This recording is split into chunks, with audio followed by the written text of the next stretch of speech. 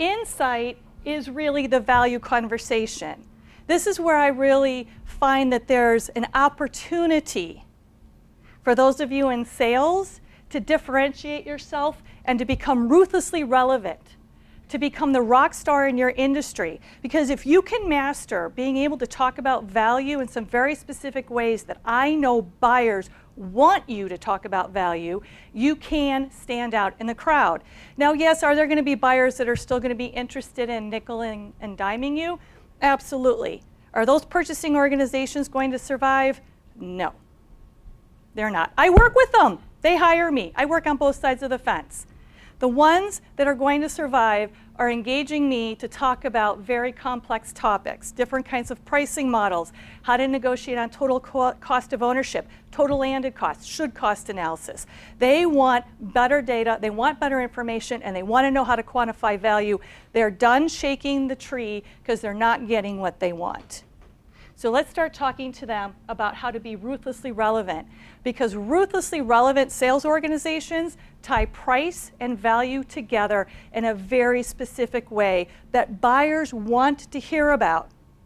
And more importantly, if any of you sell into procurement organizations, and where you're working with maybe a contract specialist or a procurement or a professional buyer, and the business owner isn't even there, who's got the authority to buy, who ultimately will sign on the dotted line, this conversation brings them back to the table. Because what you're doing is you're empowering the buyer to go back to the line of business with new information. That's the insight. And you're bringing them back to the table. Because when you're just negotiating a price, any buyer can do that for you. So what is value? So in my book, Getting to We, my colleague David and I came up with 4 different kinds of value that we think buyers really care about. And over the last couple of years, I've really determined they do actually care about it. So I'm going to go through each of the 4 kinds of value, and if you want more information on it, I've got my book available if you'd like to talk to me about it after the session. Now, there's 2 kinds of value. There's subjective value and there's objective value. Subjective value is what we like, how we feel about your product or your service, or how we feel about you as an individual salesperson or a sales organization. There's personal trust and there's organizational trust, right? So how do we feel about you and your company? But objective value is not very well understood. It's not quantified by the sales organization, and it's not well explained. So if you can understand what the value is, if you can quantify that value, and then if you can explain that value, you bring the line of business back to the table and you're having a value conversation, not a nickeling and diming conversation with a buyer. Now, in buyer's defense, because I work with them, they don't want to nickel and dime you either, but they're even more unable to have the value conversation than you can even begin to imagine. And I say that with all honesty. They can't have this conversation with you. You have to have it with them. You take the initiative, you take the lead, you own it. That's how you become a rock star. Decreased costs. This is not price, folks. This is how are your customers making decisions in their industry that are increasing their costs, shifting costs. So for example, I've got a client who's going to put a big contract out to bid. They chose a cheap alternative over here, and on this part of the P&L, overtime went up. It's a value proposition. If I can bring a service to this organization that can reduce the overtime over here, I'm decreasing their costs. Do you see where I'm going with this? Right? But we have to know what's going on in our industry and how we demonstrate that value. We can't just say we reduce costs. What are the internal costs associated with the choices we're seeing our customers make? And how do we reduce those?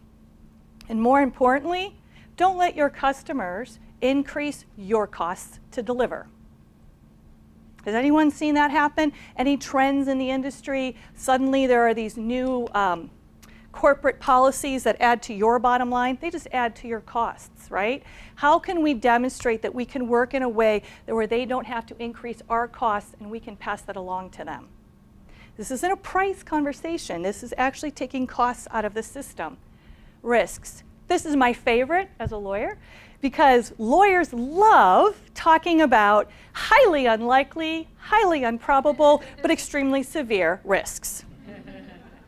What I like to talk about are the very likely, very highly probable, very mitigatable operational risks, right? Operational risks. I don't care whether you're in service or in your manufacturing, there are always operational risks. How does your service or your product deal with operational risks? Can you mitigate or eliminate a risk that your client is facing? My clients can. My clients can tell me how taking 2% in terms of time on delivery can reduce the risk for my client for having some perishable good delivered where it could be not accepted by the end customer. The risk is, what's the service level credit to them? What's the cost of the shipment that's not done? What's that risk? How do I value it? And I talk about that, not just on-time delivery.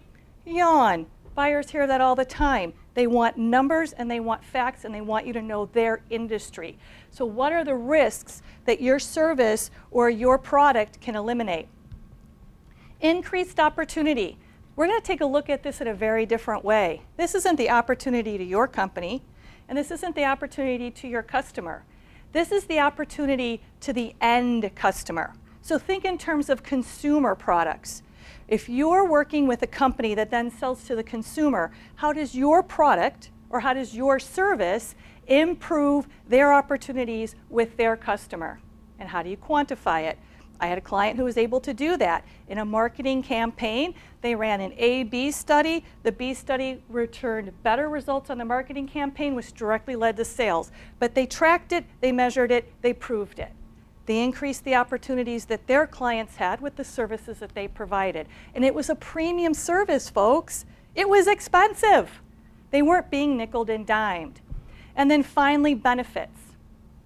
Benefits is similar to opportunities, but this is where the service provider or supplier knows what the needs and expectations of the end buyer are. And you're coming with those insights to your customer and you're saying, my service will improve the end customer's experience or meet their needs that you're only now starting to become aware of. So the benefits to your product are going to improve the end user. And how can you quantify that? My clients often have. All right? So we've got to do the math. Now, I know I went to law school because there was no math. So I'm not sure if any of you got into sales because there was no math, but there's math. Unfortunately for me, there's math. So what my client did, and this is a high-level spreadsheet, my client was able to determine how they reduced the cost to their customer and how they reduced the cost associated with risks to their customer. They got their sales teams together. It took time. The vice president of sales took some time to do it, and they created a template at first. They didn't have the hard numbers from their clients, so with multiple sales people that were very knowledgeable in the industry, they created a high-level typical scenario, and they started to test it in the market. And guess what?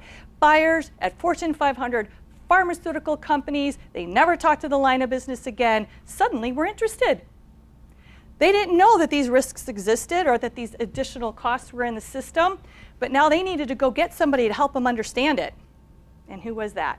The person with the budget, who was buying, who could say yes to the deal. So do you see where we're going with this? It doesn't have to be perfect. It can be sort of a typical scenario.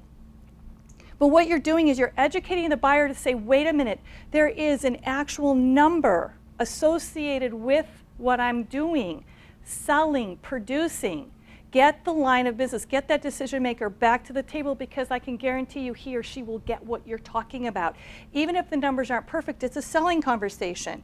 Okay, well tell me where it's different.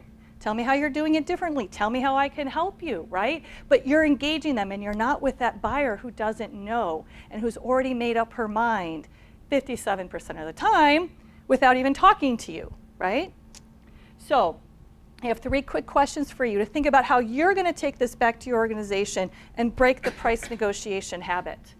What is the realizable value to decreasing your customers' costs or risks? What is the realizable value? Not 2%, 5%, something that you can't demonstrate, but how can you demonstrate that?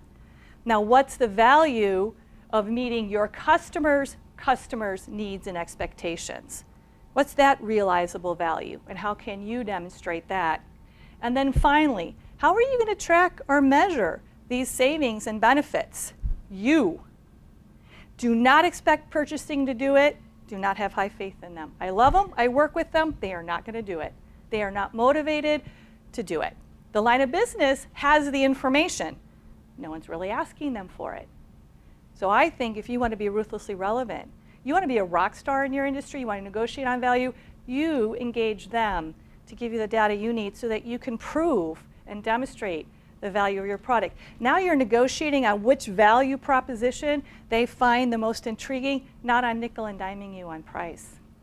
So if you want to learn more, please visit my website. I've got all kinds of resources available to you.